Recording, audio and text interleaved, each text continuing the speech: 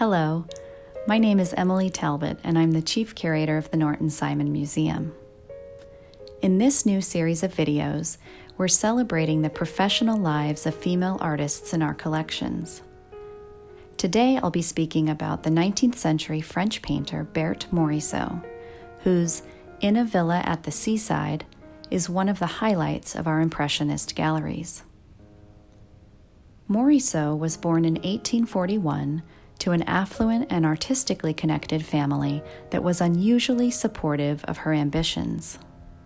Berthe and her sister Edma trained privately, since the École des Beaux-Arts did not admit women until 1897, and their parents encouraged them, funding painting expeditions with the famed French landscape painter Camille Corot, and building the pair a studio in the garden of their Paris home.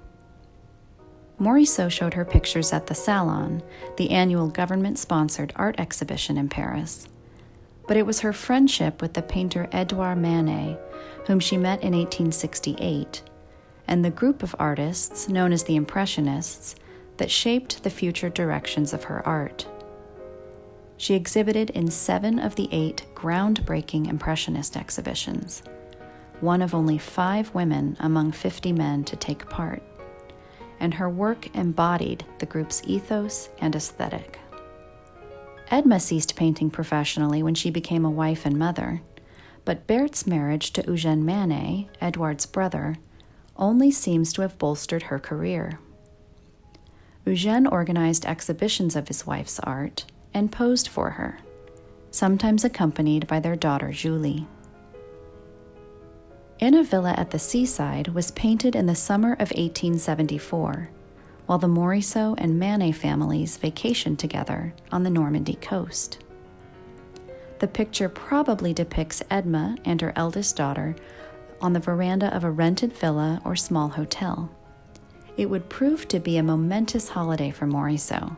She became engaged to Eugène during this trip, but we'd never know it from the tranquil, even introspective scene she evokes here. While artists like Courbet rendered the dramatic cliffs of Étretat, 10 miles down the coast, and Boudin captured the vibrant social scene in Trouville,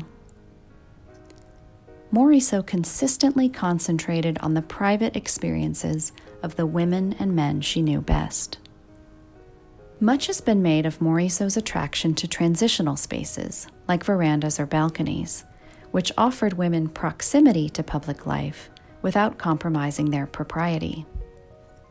But with In a Villa at the Seaside, we can see how this theme also enabled the artist to create a kind of stage that dramatizes domestic life as it unfolds.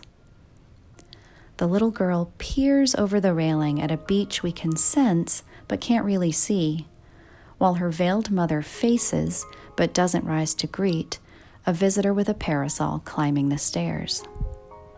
Morisot's brushwork is among the most radical and sketch-like of all the Impressionists, and here she directs her energetic handling toward what are ostensibly the immobile aspects of the scene.